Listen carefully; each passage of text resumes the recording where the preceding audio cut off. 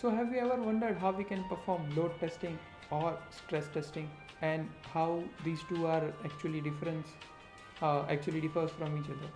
So if you are new to this video or this channel probably, so behold your horses, because in today's video we are going to see how we can perform load testing and stress testing, and what are the differences between these two types of testing. So this all we are going to see in today's video. Without wasting much time, let's get started.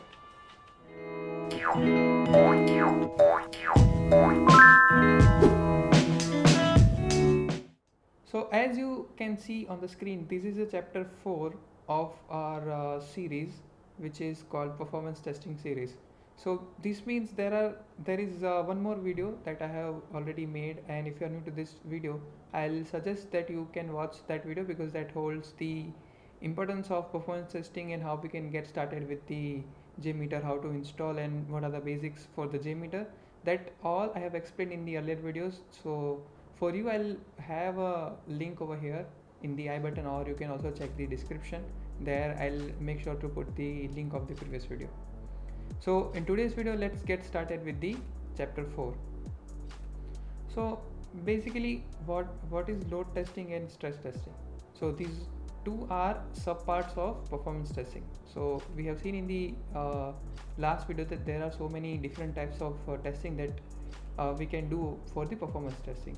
So for this video we are going to explore about load testing and stress testing, because these two types of testing are somewhat related to each other. And how? So let's see that. So the first is load testing.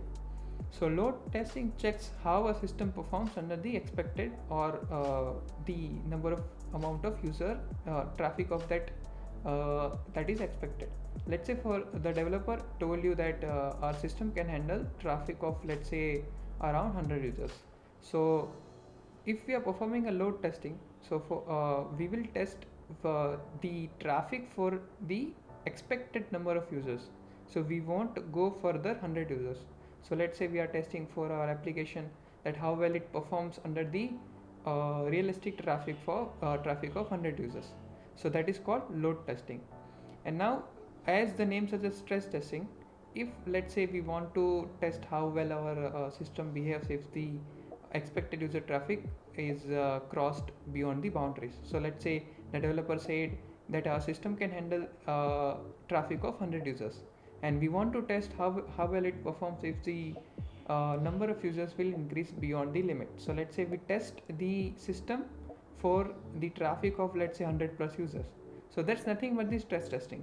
So stress testing is nothing but the going beyond the boundaries. So these two this is the main difference between load testing and stress testing. So the main difference is just the number of users. So for the load testing, we are just testing for the boundaries, and for the stress testing, we are testing beyond the boundaries. So that's the difference and similarities between load and stress testing. Now let's see how we can do and perform these both types of testing with the JMeter. So now let's look at the activity 3, where we are going to see how we can perform load testing with the JMeter. So this is the GUI of JMeter, as we have seen in the previous video, and as we have seen in the previous video how we can set up the basic template for our web test, the test that we are going to perform. So it's basically simple. From the file menu, you need to select the templates, and from the templates you can select the building a web test plan, and you can hit create, which will set up the basic template for your web test plan. And here now you will have a thread group where you can configure your users, your loop count, your active duration time, startup delay, and the stuff like that. Then you have HTTP request default. If you want to perform a login and sign up kind of thingy, you can also add HTTP cookie manager. But since we are going to test for the application which doesn't have the login and sign up kind of thingy, so we won't have HTTP cookie manager. Then we have request, then there are certain reports. So this is the basic template for our test plan.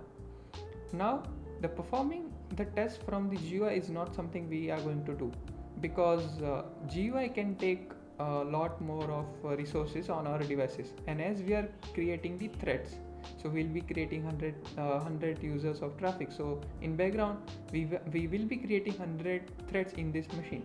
As I am on Mac, so it doesn't bother about that much, but let's say we'll make sure that we don't hit that kind of limitation where we are using GUI, and because of that our tests fail, because the GUI also consumes more of your resources, and more number of threads that we will create, it will what you can say hold more performance barrier or the load on our machine.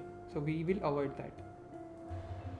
Now for the load testing, what we are going to do is, so I have this tic-tac-toe project hosted on the GitHub. So GitHub pages can easily handle hundreds or thousand users of traffic. So first we are going to perform a load testing on this page, and we will test for the 1000 users of traffic. Ramp up time which means it will take up to 5 seconds to go to up to its full potential. Then loop count is 1, which means all this 1000 number of users will just make one request to this page. Now 60 seconds, which means the test can go up to 60 seconds, and if it is if this execution is stopped before 60 seconds, the test will be end. Now startup delay, which means before it starts the test, it will take 5 seconds. So this is the basic configuration of thread group for the load testing. Now inside the HTTP request default, we have this thing mentioned. So we are going to make an HTTP request, and this is the server name. Now inside this request we have home page, so we are going for this path, which is nothing but this thing over here. Now inside this request we have assertion, so basically it will verify from the page source that this particular section, the main menu, which is nothing but the these two buttons, these are present on the response text or not. So this way we can verify that we are correctly landing on the home page of this tic-tac-toe. Now we have certain reports: view result tree, summary report, aggregate report, and graph results. So how we can run the first test is, we can just go over here and we can start the test. Okay, so before we start the test, the folder where we are going to store all the reports, it should be empty. So currently we have inside this load testing folder the result from the previously executed test. So what we can do is we can remove that folder using this rm-r command, and then we can create another load testing folder. So now this folder is empty and we can execute our test. Okay, so the test, the log file from the previously executed test, it should be empty, or it should not be here. So we are going to remove this test.jtl file from this, and now we can just perform the test. Okay, the test has been started, and now let's wait for the results. We can see the logs over here while the test is being performed. So the test is executed successfully, and you can see there are no errors. And now we can just see what are the things that are inside load testing folder.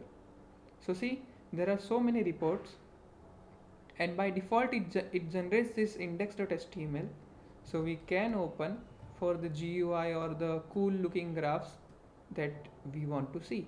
So let's just open index.html. So you see, okay, so it just ran for 100 users because we did not save this. So let's save this. Now we can remove the load testing folder, and we can again create the empty folder, Okay. Now from this terminal we can remove the log file that was generated from previous test. Now we can start the test again. So let's wait for the test to be executed, and meanwhile we can also observe the logs over here. So if there are more number of users, we might see a log. Okay, so you see there were almost 0.20% of error, and we can now see what are the things that are inside load testing folder. So we see all these different kinds of reports are generated, and we can now open index.html file. So these are all the things. So out of 100 samples, 2 samples are failed, and all those 2 samples are from home page. And what is the response code? So you can see it has connection reset error for all those 2 requests, and from this chart we can observe all these cool looking graphs, and from this we can have our conclusion made that whether we need a better backend or not. So as of now we are performing test on the GitHub pages. So this conclusion, we can from this graphs we can have a conclusion that see it can handle around 100 users, or the traffic of around 100 users. See, you can see these different kinds of graphs. So this graph will say that response time overview. So response time ranges, which means there are 457 requests that are having response time less than or equal to 500 milliseconds. So you see there are 173 requests which is having response time greater than 500 milliseconds, but between 1.5 milliseconds. So this is 368 requests are such which has a response time greater than 1500 milliseconds, and there are 2 requests which has error. Now we can, so this was the load testing.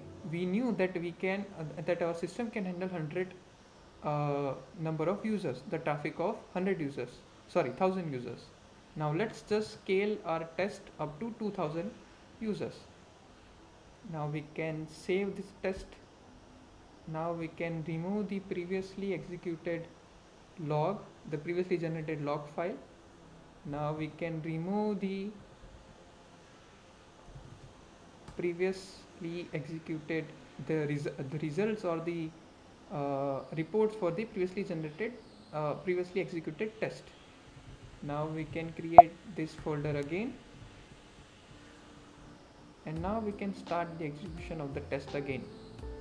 And the majority of the test cases should have some error, because as we know that we are going to perform a stress testing.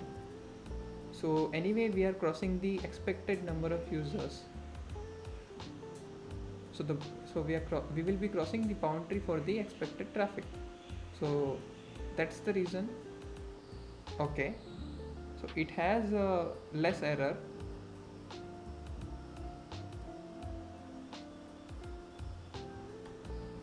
We can again open this thing. Okay, so you see we executed 2000 users, and again it has connection reset for number of for two users. Again we can see this cool looking graphs. So you see now the majority of the users have response time greater than 1500 milliseconds, and very less number of users are such that has a response time less than or equal to 500 milliseconds. That's because we scaled our users from 1000 for let's say 100% we scaled, because previously we executed for 1000 users and now we are executing for the 2000 users. So this is the way how you can perform load testing or stress testing. I hope you have got the idea about how we can perform load testing or stress testing using JMeter. In upcoming videos we are going to see lot more detailed overview of how we can perform different types of performance testing, such as we are going to see in the upcoming videos, such as how we can perform endurance testing, spike testing, and lot more. And we are also going to see how we can perform distributed load testing. So that's it for this video. I hope you have got the idea about JMeter and how we can use to perform load testing or stress testing. So we are going to see in the next video. Till then, keep learning and keep exploring.